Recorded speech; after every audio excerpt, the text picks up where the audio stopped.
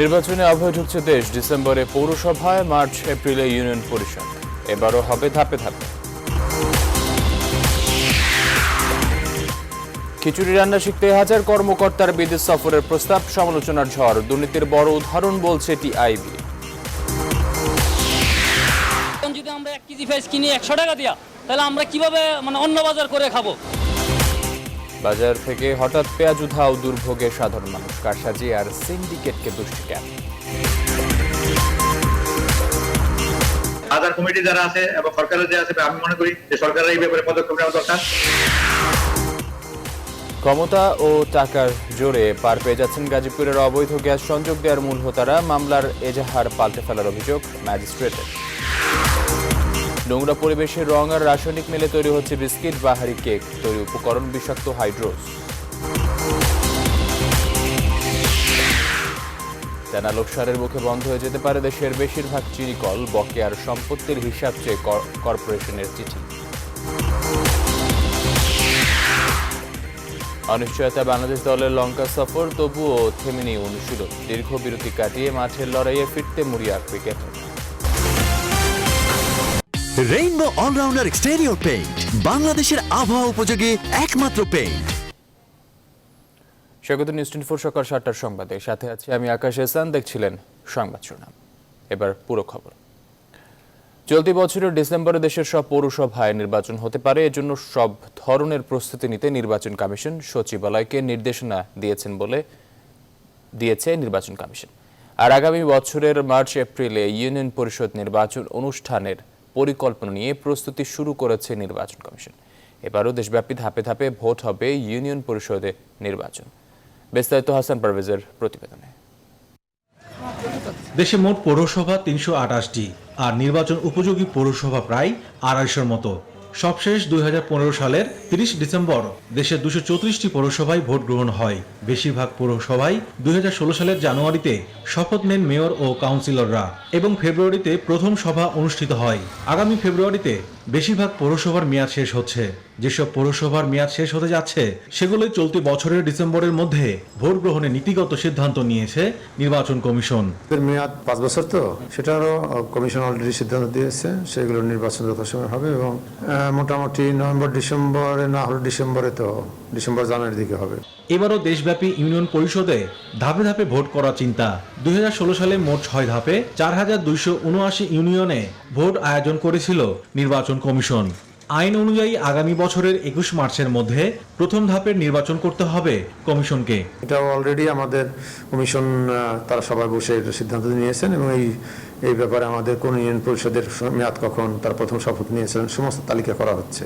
November থেকে যত নির্বাচন ডিউ হবে সব নির্বাচন যথাসময়ে হবে। নির্বাচন ধাপে ধাপেই হবে, কারণ একসাথে তো করা সম্ভব না। সচিব জানান, পৌরসভা ও ইউনিয়ন পরিষদ নির্বাচনে ব্যালট পেপার ছাড়াও কিছু কিছু জায়গায় ইভিএম এ নির্বাচন হবে। নির্বাচন কমিশনের যেটা হলো সিদ্ধান্ত হলো যে সর্বোচ্চ ব্যবহার করবে, অর্থাৎ যত ইভিএম আছে এবং যত প্রশিক্ষণ দিয়ে আমাদের যে বাজেট আছে সেই বাজেটের মধ্যে থেকে এর সর্বোচ্চ ব্যবহার যতখানি করা যায় তা করার চেষ্টা করবেন। যেসব নির্বাচন স্থগিত আছে অচিরেই তফসিল ঘোষণা করে ভোটের তারিখ দেয়া হবে বলে জানান নির্বাচন কমিশনের সচিব। হাসান পারভেজ, নিউজ 24, ঢাকা। খিচুড়ি রান্না শিখতে বিদেশ যাবেন 1000 সরকারি কর্মকর্তা, এমন খবরের সমালোচনার ঝড় বইছে সামাজিক যোগাযোগ মাধ্যমে। এর আগেও পুকুর খনন শেখা, লিফট কেনা সহ কারণে অকারণে সরকারি কর্মকর্তাদের বিদেশ সফরে বিব্রত হয়েছে সরকার। বিশেষজ্ঞরা বলছেন, দেশীয় খাবার খিচুড়ি রান্না শিখতে বিদেশ সফরের প্রস্তাবের আড়ালে উঠে এসেছে দুর্নীতি ও অপব্যবহারের চিত্র। যদিও প্রাথমিক ও গণশিক্ষা সচিব দাবি করেছে প্রকল্পে অপচয় হয়নি। সুলতান আহমেদ জানাচ্ছেন বিস্তারিত। স্ট্যাটাস দিয়ে একজন জানতে চেয়েছেন ডিম ছোলা শিখতে কোন দেশের ট্রেনিং ভালো হবে। শুধু এমন একটি মন্তব্য নয়, সামাজিক যোগাযোগ মাধ্যম জুড়ে ভাইরাল হয়ে পড়েছে এমন ব্যঙ্গাত্মক নানা মন্তব্য। খিচুড়ি রান্না ও বিতরণ সহ ওই প্রকল্পের প্রস্তাবে মোট ব্যয় দেখানো হয়েছে 19,283 কোটি টাকা, যার একটি ছোট্ট অংশ নিয়ে শুরুতেই অনাচারের অভিযোগ উঠেছে। ফলে খিচুড়ি রান্না শিখতে সম্ভাব্য বিদেশ সফরের খবরই এখন সাধারণ মানুষের ক্ষোভের বড় উপলক্ষ হয়ে উঠেছে। যদিও এটি নতুন কিছু নয়, এর আগেও পুকুর খনন শিখতে কিংবা লিফট কিনতে বিদেশ সফরে যাওয়ার লম্বা তালিকা তৈরি হয়েছিল। আর সরকারি কর্মকর্তাদের অযাচিত এমন সফর নিয়ন্ত্রণ করতে নির্দেশনা দেন স্বয়ং প্রধানমন্ত্রী। প্রজ্ঞাপন জারি করে অর্থ মন্ত্রণালয়। তাতে কি প্রকল্প ব্যয় বাড়াতে এর চেয়ে ভালো উপায় খুঁজে পাননি সংশ্লিষ্টরা। সম্প্রতি প্রাথমিক শিক্ষা অধিদপ্তরের স্কুল ফিডিং কর্মসূচির আওতায় 1000 কর্মকর্তার জন্য বিদেশ সফরের প্রস্তাব করা হয়, যাতে প্রাথমিক খরচ ধরা হয়েছে 5 কোটি টাকা। খিচুড়ি রান্না করা শেখার জন্য বিদেশে যেতে হবে, এটা একটা হাস্যকর অবাস্তব প্রস্তাব এবং দেখে শুনে মনে হচ্ছে দুর্নীতি, ক্ষমতার অপব্যবহার, কত প্রকার ও কি এগুলো দেখতে জানতে হলে বিশ্ববাসীকে বাংলাদেশে আসা দরকার। তবে সাবেক এই সচিব মনে করেন খিচুড়ি রান্না নয়, সফর হতে পারে প্রশিক্ষণের উদ্দেশ্যে। কিন্তু ওই খিচুড়ি রান্না করে কিভাবে বিতরণ করা হবে, কিভাবে বাচ্চাদের কাছে যাবে, ওদের পুষ্টিমান কিভাবে নিয়ন্ত্রণ করা হবে, কোন সময় রান্না করা হবে এবং বাচ্চাদের মাদেরকে কিভাবে অর্গানাইজ করা হবে, এটার জন্য তো আমরা কর্মকর্তা নিয়োগ করতে পারবো না। মাদার্স ক্লাবের মাধ্যমে এটা করতে হবে, তো সেটা শেখার কিন্তু বিষয় আছে। যদিও মঙ্গলবার সচিবালয়ে প্রাথমিক ও গণশিক্ষা সচিব দাবি করেন প্রস্তাবিত প্রকল্পে অপচয় হয়নি। উন্নত এবং উন্নয়নশীল যে সমস্ত দেশে এই ব্যবস্থা চালু আছে সেই ব্যবস্থাকে দেখার জন্য এবং আমাদের দেশেও তাদের প্রশিক্ষণ দেওয়ার জন্য, কিন্তু দেশে বিদেশে প্রশিক্ষণ দেওয়ার জন্য কিন্তু আমরা ওই কম্পোনেন্টটা রেখেছি সক্ষমতা অর্জনের জন্য। শুধু তাই নয়, প্রস্তাবিত এই প্রকল্পে মিড ডে মিল বিষয়ে প্রশিক্ষণ নিতে দেশেই আরও 10 কোটি টাকা খরচের প্রস্তাব করা হয়েছে। সুলতান আহমেদ, নিউজ 24, ঢাকা। লাগামহীন পেঁয়াজের বাজারে গুজব, আতঙ্ক আর দাম বাড়ানোর প্রতিযোগিতা। রাজধানীর কোনো বাজারে ঘন্টার ব্যবধানেই দাম পাল্টেছে। 60 টাকা কেজি বিক্রি হওয়া পেঁয়াজ ছুঁয়েছে শতকের ঘরে। কারণ বাজারে ভোক্তা অধিকারের অভিযানের পর অনেক ব্যবসায়ী বন্ধ করে দেন পেঁয়াজ বিক্রি। অসৎ ব্যবসায়ীদের কারসাজি আর সিন্ডিকেটের কারণেই বাজারের এমন নৈরাজ্য বলে অভিযোগ ভোক্তা সংগঠন ক্যাবের। বিস্তারিত জানাচ্ছেন বাবু কামরুজ্জামান। সোমবার আন্তর্জাতিক বাজারে পেঁয়াজ রপ্তানি বন্ধের ঘোষণা দেয় ভারত। মুহূর্তেই এর প্রভাব ছড়িয়ে পড়ে বাংলাদেশের বাজারে। একদিন আগেও রাজধানীর কারওয়ান বাজারে ভারতীয় পেঁয়াজ পাইকারিতে বিক্রি হচ্ছিল 42 টাকা কেজি, আর দেশি পেঁয়াজ 60 টাকায়। মঙ্গলবার বেলা 11টা রাতারাতি পাল্টে যায় সে চিত্র। কেজি প্রতি 20 টাকা বাড়িয়ে দেশি পেঁয়াজ বিক্রি হয় 80 টাকায়। দুপুর 12টার পর তা 90 টাকা এবং দুপুর 2টার পর থেকে তা হয়ে যায় 100 টাকা। জানিয়ে তীব্র ক্ষোভ জানান ব্যবসায়ীদের কাছে অসহায় ও জিম্মি ক্রেতারা।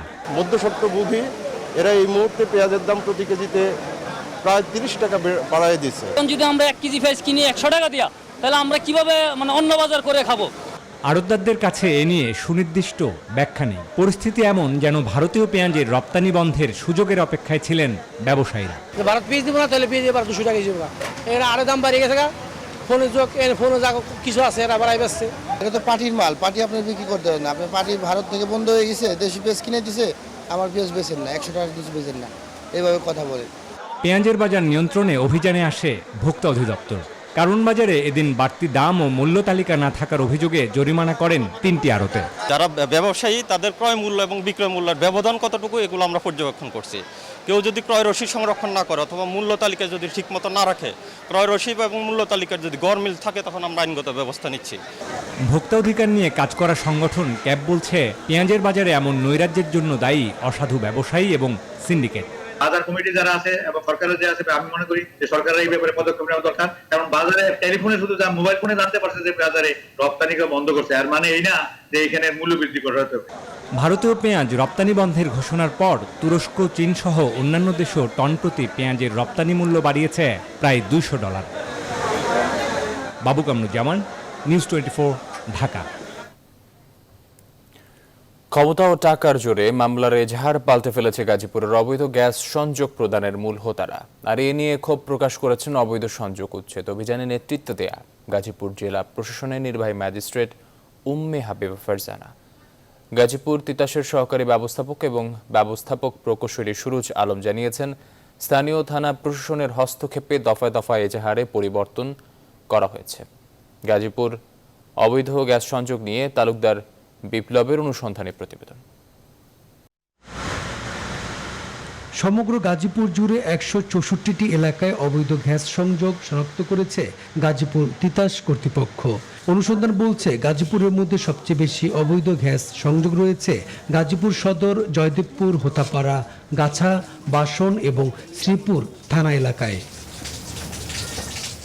সমগ্র গাজীপুর জুড়ে এমন অবৈধ গ্যাস সংযোগ দেওয়ার অফিস খুলে বসেছে তিতাসের কালো তালিকাভুক্ত ঠিকাদার সোলাইমান ভূঁইয়া ও তার ছেলে ফয়েজ ভূঁইয়া এবং শরীফ হোসেন ও তার ভাই আলমগীর সহ অনেকে। এই যে দেখছি সকালে দেখছি এইরকম লাইনটা নিচ্ছে। আপনাদের লাইনগুলো দিয়েছে ঠিকাদার কিছু? সোলাইমান মুন্সি বই ওনার কাছে আছে, না ছেলে যে আছে, হ্যাঁ ওনার কাছে আছে। জি, অবৈধ গ্যাসই তো চলছে, বৈধ গ্যাস আছে। নিউজ 24-এর তথ্যে রোববার গাজীপুর জেলা ম্যাজিস্ট্রেট ও তিতাস কর্তৃপক্ষের অভিযানে আটক করা হয় সুলেমান ভূঁইয়ার ছেলে ফয়েজ ভূঁইয়া ও শরীফ হোসেনের ভাই আলমগীরকে। গাজীপুর জেলার নির্বাহী ম্যাজিস্ট্রেট এবং গাছা থানার পুলিশের উপস্থিতিতে এ সময় আলামত হিসেবে জব্দ করা হয় তিতাসের লোগোযুক্ত প্রায় 10,000 ফাইল, গ্যাস সংযোগের আবেদন, বিভিন্ন সরকারি কর্মকর্তা, থানা ও কাউন্সিলরদের নামের নকল সিল, মদের বোতল ও যৌন উত্তেজক স্প্রে ও ট্যাবলেট, গ্রাহকের কোটি কোটি টাকা হাতিয়ে নেওয়ার চেক বই। এখানে প্রচুর পরিমাণে বিপুল পরিমাণে তিতাস গ্যাসের কাগজপত্র পাওয়া যায়, যাদেরকে অবৈধ সংযোগ দেওয়ার জন্য যাদের কাছ থেকে বিভিন্ন ধরনের ফর্মপত্র কালেকশন করা হয়েছিল। কিন্তু ওই রাতেই দফায় দফায় পরিবর্তন করা হয় মামলার এজাহার। সবশেষে মামলার এজাহার থেকে গুরুত্বপূর্ণ তথ্য বাদ দিয়ে একটি সাধারণ মামলা করে গাজীপুরের তিতাসের ব্যবস্থাপক প্রকৌশলী সুরুজ আলম। কারণ আপনি ব্যাপারটা বুঝতে পারতেছেন না, আমাদেরকে প্রায় 4.5 ঘন্টার মতো বসায় রাখে কাজগুলো করানো হয়েছে। মিনিমাম মনে করেন 10 বার কারেকশন করছে। আমরা ওই যে ম্যাজিস্ট্রেটের নির্দেশ অনুযায়ী ওনাদেরকে বিবাদী করে থানায় তো মামলা করা হয়েছে। হ্যাঁ, আমরা তো রাত 1টা পর্যন্ত থানায় ছিলাম। এই নিয়ে টেলিফোনে ক্ষোভ প্রকাশ করেন অভিযানে নেতৃত্বে থাকা নির্বাহী ম্যাজিস্ট্রেট। যে 12-র 1 ধারায় দিয়েছে এবং 19 ধারায় দিয়েছে। 12-র 1 ধারা এবং 19 ধারা দুইটাই হচ্ছে জামিনযোগ্য ধারা, এবং যেটা হওয়া দরকার ছিল এবং এটা তিতাসের লোক কেন বোঝেনি বা তারা কেন করেনি সেটা আমি জানি না। এটা কিন্তু একটা জালিয়াতি, তাই না বিষয়টা? তো মামলাটা হওয়া উচিত ছিল যে গ্যাসের মামলা তো থাকবে, ওই ধারাটার সাথে জালিয়াতি থাকা দরকার ছিল। এমনকি মামলার এজাহারে প্রধান 2 আসামি সুলেমান ভূঁইয়া এবং শরীফুল ইসলামকে 2 এবং 4 নম্বর আসামি করা হয় এবং আটক হওয়া ফয়েজ ভূঁইয়া এবং আলমগীরকে আলাদা আলাদা অফিস থেকে আটক করা হলেও এজাহারে তা উল্লেখ হয়নি। তালুকদার বিপ্লব, নিউজ 24, বোর্ডবাজার, গাজীপুর। এবার আমাদের বিশেষ ধারাবাহিক খাদ্যে ভেজাল।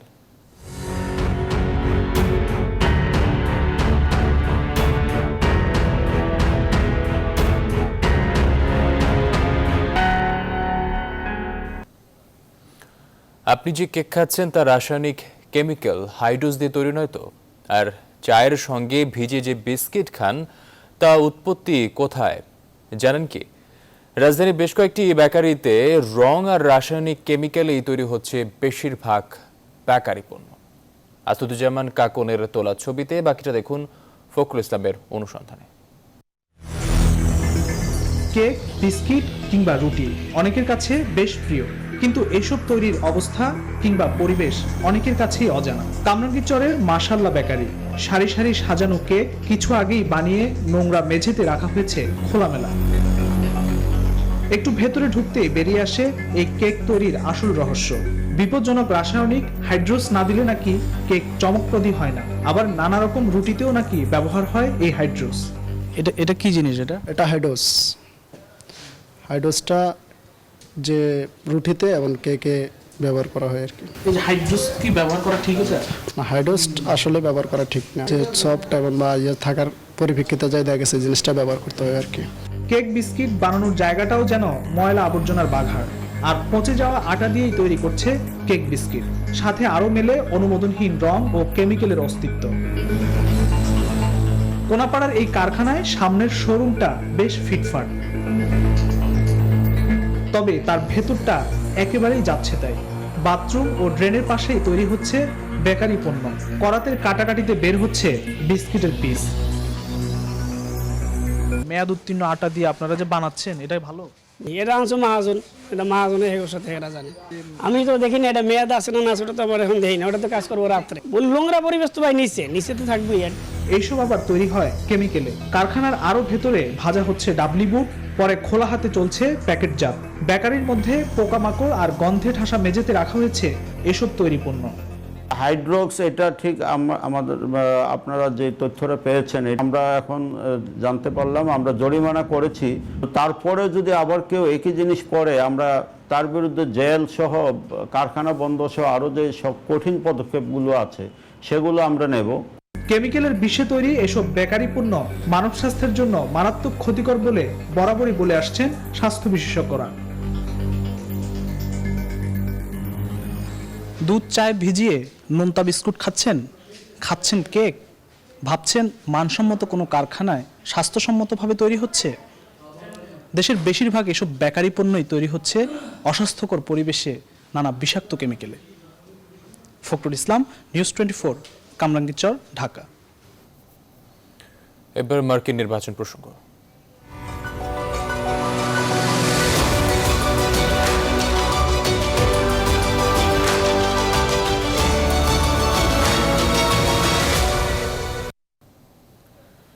যুক্তরাষ্ট্র নির্বাচন নিয়ে সর্বশেষ খবর জানাতে যুক্তরাষ্ট্র থেকে সরাসরি যুক্ত হচ্ছেন সহকর্মী সুলতান রহমান। সুলতান রহমান, আপনাকে স্বাগত। আপনার কাছ থেকে জানতে চাচ্ছি, আলোচিত এই নির্বাচন নিয়ে আপনি তো আমাদের প্রতিদিন আপডেট করছেন, এই মুহূর্তে আপনার কাছে নতুন কি খবর আছে এবং নতুন করে কি বলছেন দুই প্রার্থী?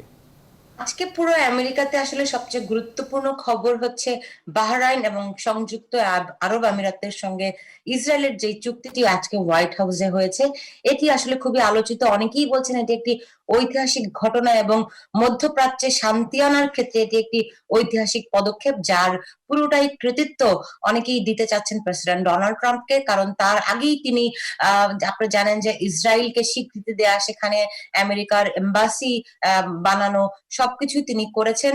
এবং এখন যখন ইসরায়েলের সঙ্গে সংযুক্ত আরব আমিরাত এবং অন্য দুটি দেশের যেই যাতায়াত ব্যবস্থা সহজ করার বিষয়টি এই চুক্তিতে অন্তর্ভুক্ত হয়েছে, এর ফলে আসলে ইসরায়েলকে এতদিন পর্যন্ত শুধুমাত্র আমেরিকার স্বীকৃতিটি ছিল, এখন আরবরাও আসলে সে পথে পাড়ি জমালেন। এর মধ্য দিয়ে আসলে অনেকে আবার সমালোচকরা বলছেন এর মধ্য দিয়ে স্বাধীন ফিলিস্তিন রাষ্ট্রের যেই কাঠামোটি, যে ভূমিকাটি, যেই ফিলিস্তিনিদের যে অধিকারটি, সেটি বঞ্চিত করা হয়েছে। কিন্তু ট্রাম্প সমর্থক, এবং আপনি জানেন শুধুমাত্র এই কারণে তিনি এরই মধ্যে নোবেল শান্তি পুরস্কারের জন্যও কিন্তু তার নাম মনোনীত হয়েছে।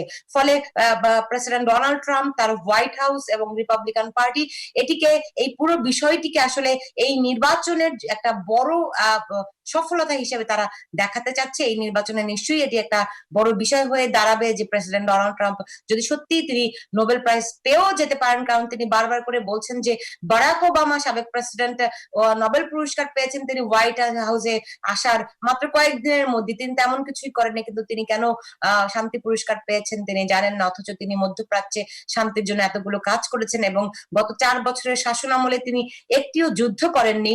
ফলে তিনি মনে করেন যে নোবেল শান্তি পুরস্কারটি তার প্রাপ্য। এটিকে তিনি এই নির্বাচনে একটি বড় অর্জন হিসেবে প্রচার করা এরই মধ্যে শুরু করেছেন।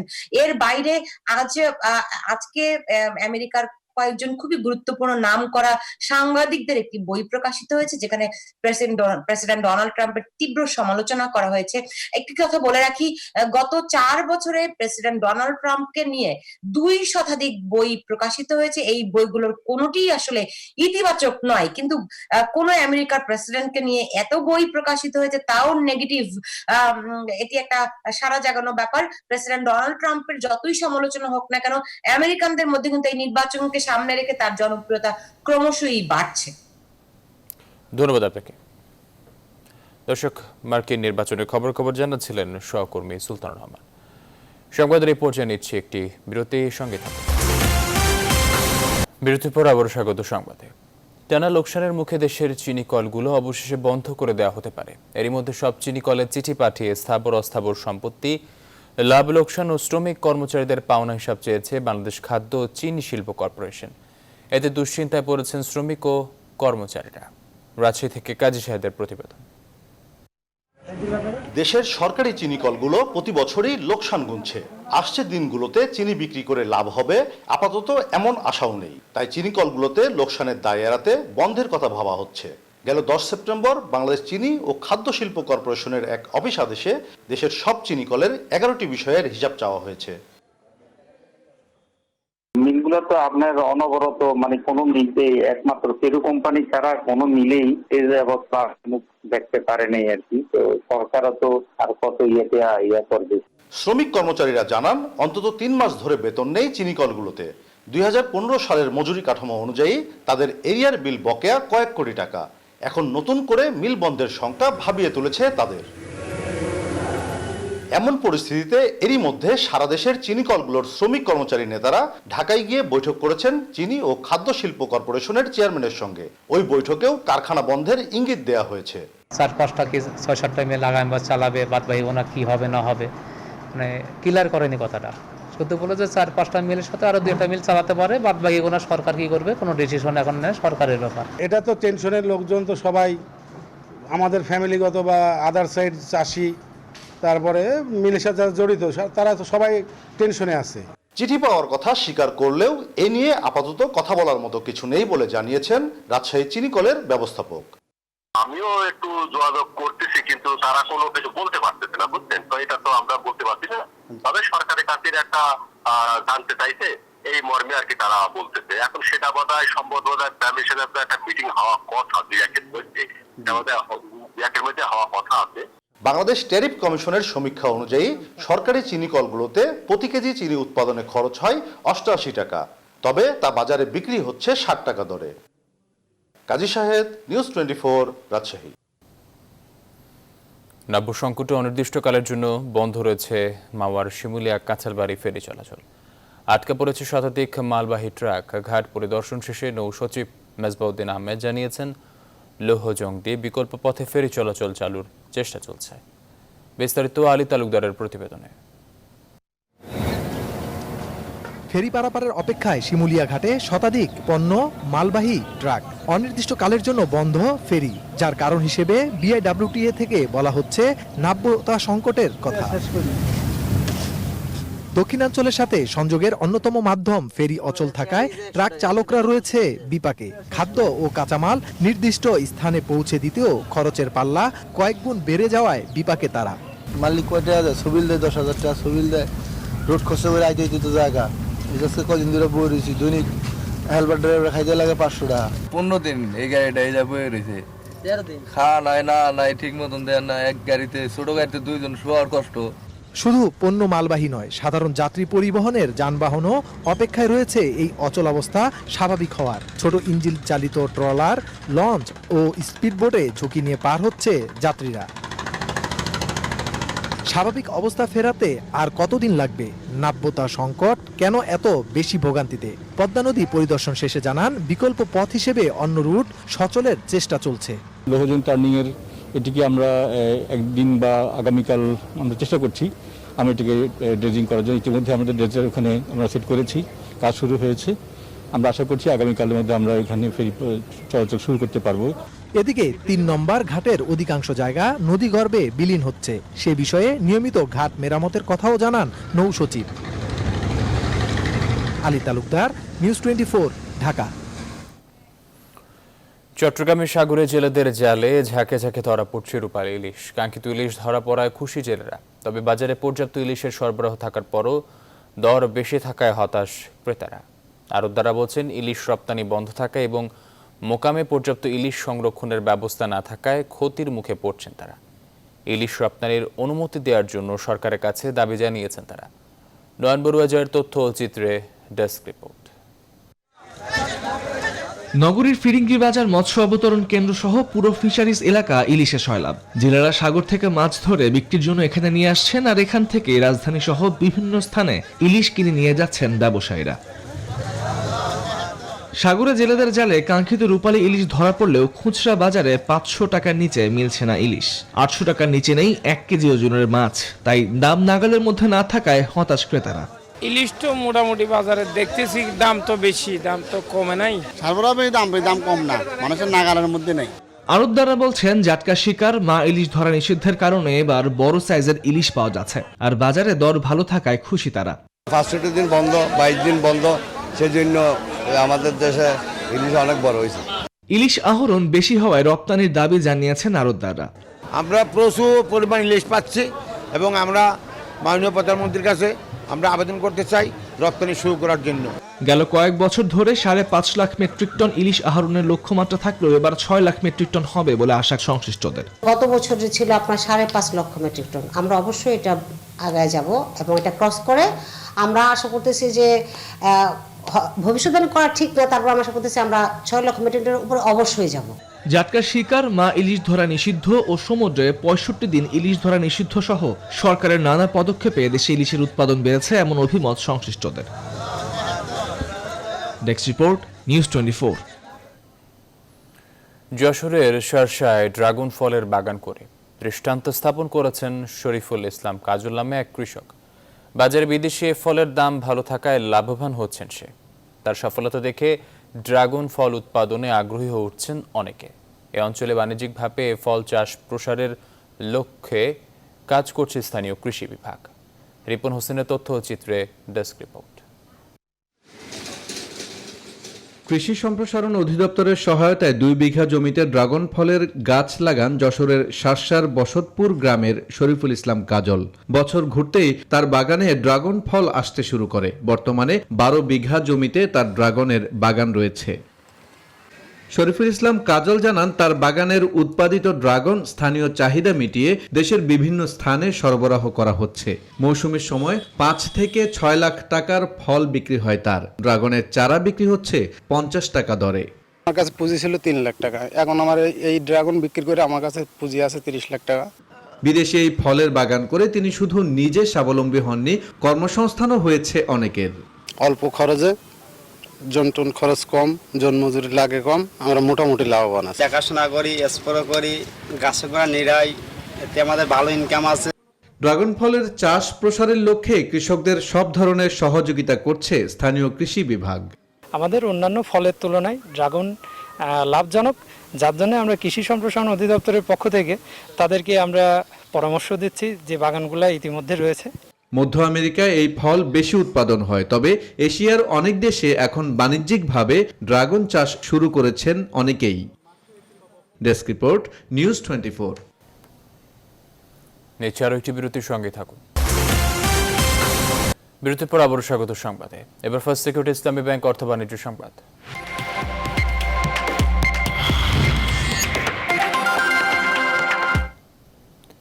বিজিএমসির বন্ধ ঘোষিত জুট মিলগুলোর শ্রমিকদের বকেয়া পাওনা পরিশোধ কার্যক্রম শুরু করেছে বস্ত্র ও পাট মন্ত্রণালয়। প্রধানমন্ত্রী শেখ হাসিনার অবদান, পাটকল শ্রমিকদের বঞ্চনার অবসান, এই স্লোগানে মঙ্গলবার এই কার্যক্রমের সূচনা করেন বস্ত্র ও পাট মন্ত্রী গোলাম দস্তগীর কাজী। প্রথম দিন রাজধানীর ডেমরার করিম জুট মিলের 1759 জন স্থায়ী শ্রমিকের পাওনা টাকার চেক হস্তান্তর করা হয়। এ সময় আর উপস্থিত ছিলেন শ্রম ও কর্মসংস্থান প্রতিমন্ত্রী মুন্নুজান সুফিয়ান। গেল 1 জুলাই থেকে সরকারি সিদ্ধান্তে রাষ্ট্রায়ত্ত পাটকলগুলোতে বিরাজমান পরিস্থিতির স্থায়ী সমাধান করতে বিজিএমসির নিয়ন্ত্রণাধীন 25টি মিলের উৎপাদন কার্যক্রম বন্ধ ঘোষণা করা হয়। বস্ত্র ও পাটমন্ত্রী পাটকলগুলো লিজ পদ্ধতিতে পরিচালনার পরিকল্পনা হচ্ছে।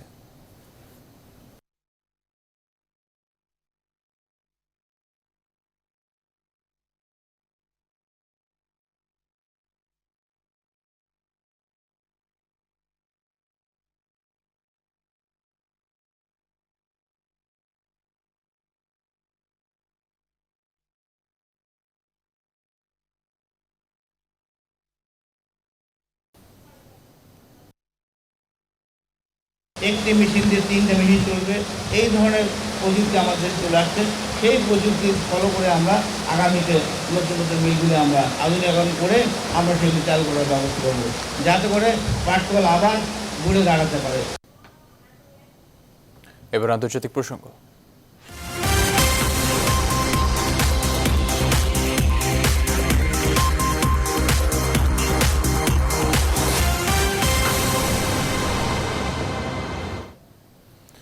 ইসরায়েলের সঙ্গে স্বাভাবিক সম্পর্ক গড়ে তুলতে যুক্তরাষ্ট্রের হোয়াইট হাউসে মঙ্গলবার আনুষ্ঠানিকভাবে চুক্তি স্বাক্ষর করল সংযুক্ত আরব আমিরাত ও বাহরাইন। ঐতিহাসিক এই চুক্তিকে নতুন মধ্যপ্রাচ্যের সূর্যোদয় বলে মন্তব্য করেছেন মার্কিন প্রেসিডেন্ট ডোনাল্ড ট্রাম্প। মার্কিন স্থানীয় সময় দুপুরে এই 3 দেশের চুক্তি সইয়ের অনুষ্ঠান হয়। এতে উপস্থিত ছিলেন ইসরায়েলের প্রধানমন্ত্রী বেনিয়ামিন নেতানিয়াহু, আমিরাতের পররাষ্ট্রমন্ত্রী শেখ আবদুল্লাহ বিন জায়েদ আল নাহিয়ান ও বাহরাইনের পররাষ্ট্রমন্ত্রী আব্দুল লতিফ আল জায়ানি। নিজ নিজ দেশের পক্ষে চুক্তিতে স্বাক্ষর করেন তারা।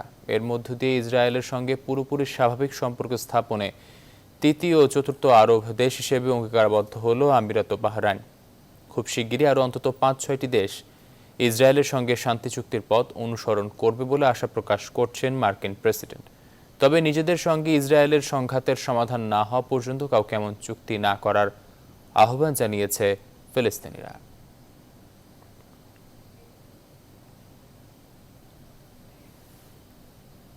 আরও একটি বিরতি নিচ্ছি, সঙ্গে থাকুন। বিরতির পর আবারও স্বাগত সংবাদে। এবারে খেলার সংবাদ।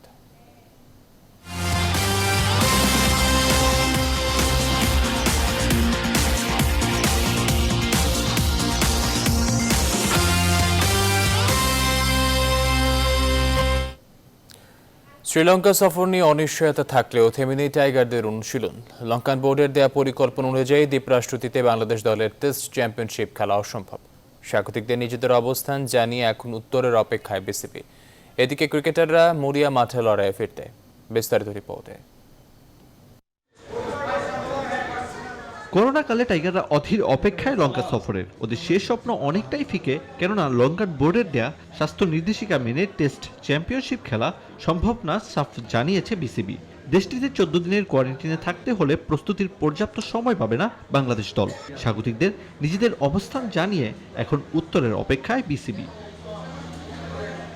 সামনেই লঙ্কা প্রিমিয়ার লিগ আয়োজনের সিদ্ধান্ত নিয়েছে শ্রীলঙ্কা, যে কারণে প্রশ্ন জাগে এই সিরিজ নিয়ে লঙ্কানদের অনীহা কিনা। এলপিএল করবে কিভাবে আমি বুঝলাম না। আমাদের একটা টিমকেই ওরা হ্যান্ডেল করতে পারছে না শ্রীলঙ্কা গভর্নমেন্ট, তাহলে এতগুলা ফ্র্যাঞ্চাইজি কিভাবে হ্যান্ডেল করবে? তবে এত কিছুর মাঝেও থেমে নেই টাইগারদের ব্যক্তিগত পর্যায়ের অনুশীলন। বিদেশি কোচদের অধীনে দ্বিতীয় দিনের মতো ঝালিয়ে নিয়েছেন তামিম মুশফিকরা। কঠিন বাস্তবতার মাঝেও মাঠের লড়াইয়ে ফিরতে মরিয়া বাংলাদেশ দল। অনেকদিন খেলার বাইরে থাকাটা ভেরি ডিফিকাল্ট, বা আমরা সবসময় খেলতে আর কি পছন্দ করি।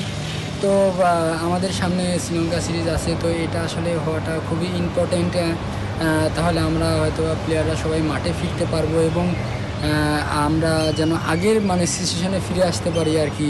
তো আসলে আমাদেরকে অনেক ভালো লাগবে। আরিফুল ইসলাম, নিউজ 24। নির্বাচনী আমেজে সরগরম দেশের ফুটবল। করোনায় বন্ধ হওয়া নির্বাচন আবারও আলোর মুখ দেখলেও ফুটবলের মাঠে ফেরার দিনক্ষণ নিয়ে এখনও অনিশ্চয়তা রয়েছে। নির্বাচনী আমেজ পুরোপুরি শুরু হওয়ার আগে 2 দফায় খেলোয়াড় ও ক্লাবগুলোর সাথে বৈঠকের পরও মাঠের খেলা ফেরাতে কোনো সমাধানে আসতে পারেনি কর্তারা। ফুটবলারদের চাওয়া এই বছরই যাতে মাঠে গড়ায় নতুন মৌসুমের খেলা। মাহফুজুল ইসলামের রিপোর্ট। 3 অক্টোবরের বহু প্রতীক্ষিত নির্বাচনকে ঘিরে সরগরম বাফুফে। এই নির্বাচনী মাঠ চাঙ্গা হবার আগে মাঠের ফুটবল মাঠে ফেরাতে 2 দফায় ফুটবলার ও ক্লাবগুলোর সাথে বসেছিল লীগ কমিটি। সেসব বৈঠকে ফুটবলারদের কাছ থেকে এসেছিল সুনির্দিষ্ট প্রস্তাবনা। তার বিপরীতে ক্লাবগুলোও দিয়েছিল বেশ কিছু প্রস্তাব। সবকিছু বিবেচনায় উভয় পক্ষের লাভের কথা ভেবে একটি সিদ্ধান্ত দেওয়ার কথা ছিল বাফুফের, কিন্তু নির্বাচনী মাঠের উত্তাপে শেষ পর্যন্ত ঢাকা পড়ে যায় মাঠের ফুটবল নিয়ে আলোচনা। ফুটবলারদের কথা চিন্তা করে, ফুটবলারদের ভবিষ্যৎ কথা চিন্তা করে, ফুটবলারদের পরিবারদের কথা চিন্তা করে আমার কাছে মনে হয় যে নেক্সট দলবদলের একটি ডেট দিয়ে তারা নির্বাচনমুখী হতে পারতেন, তাহলে খেলোয়াড়দের ভিতরে একটা উৎসাহ উদ্দীপনা বা একটা উৎসাহজনক অবস্থা থাকতো। এদিকে ফুটবলারদের চাওয়া দ্রুতই মাঠে ফিরুক মাঠের ফুটবল। ফুটবলারদের কথা বিবেচনা করে দ্রুতই দেওয়া হোক দলবদলের দিনক্ষণ। আশা করি ইলেকশন পরপরই ডিসেম্বরের মধ্যেই আমাদের লিগ টেস্ট স্টার্ট হবে। এবছরই লিগ টেস্ট স্টার্ট হবে, সেটা আমরা নতুন কমিটির কাছে আশা রাখি। কারণ এটাও চিন্তা করতে হবে, আমরা 7 মাস ধরে ফুটবলের বাইরে আছি এবং সামনে ফেব্রুয়ারি মার্চের দিকে আমাদের ওয়ার্ল্ড কাপ কোয়ালিফাই ম্যাচ আছে।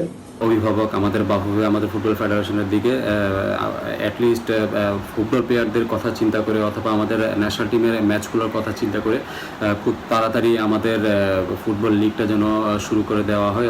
করোনার কারণে 6 রাউন্ড খেলা শেষেই বাতিল ঘোষণা করা হয় সর্বশেষ মৌসুম। মাহফুজুল ইসলাম, নিউজ 24, ঢাকা। সংবাদ শেষ করব, তার আগে শিরোনামগুলো আরেকবার। নির্বাচনী আবহে ঢুকছে দেশ। ডিসেম্বরে পৌরসভা, মার্চ এপ্রিলে ইউনিয়ন পরিষদ। এবারও হবে ধাপে ধাপে। খিচুড়ি রান্না শিখতে হাজার কর্মকর্তার বিদেশ সফরের প্রস্তাব, সমালোচনার ঝড়। দুর্নীতির বড় উদাহরণ বলছে টিআইবি। বাজার থেকে হঠাৎ পেঁয়াজ উধাও, দুর্ভোগের সাধারণ মানুষ। কারসাজি আর সিন্ডিকেটকে দুষছে ক্যাব। ক্ষমতা ও টাকার জোরে পার পেয়ে যাচ্ছেন গাজীপুর। অবৈধ গ্যাস সংযোগ দেওয়ার মূল হোতারা। মামলার এজাহারে পাল্টে ফেলার অভিযোগ ম্যাজিস্ট্রেটের। নোংরা পরিবেশে রং আর রাসায়নিক মিলে তৈরি হচ্ছে বিস্কিট। বাহারি কেক তৈরি উপকরণ বিষাক্ত হাইড্রোস। টানা লোকসানের মুখে বন্ধ হয়ে যেতে পারে দেশের বেশিরভাগ চিনিকল। বকেয়ার সম্পত্তির হিসাব চেয়ে কর্পোরেশনের চিঠি। এবং অনিশ্চয়তায় বাংলাদেশ দলের লঙ্কান সফর, তবুও থেমে নেই অনুশীলন। দীর্ঘ বিরতি কাটিয়ে মাঠে লড়ে ফিরতে মরিয়া ক্রিকেটার। দর্শক, এই ছিল এখনকার আয়োজনের সাথে থাকার জন্য ধন্যবাদ সবাই।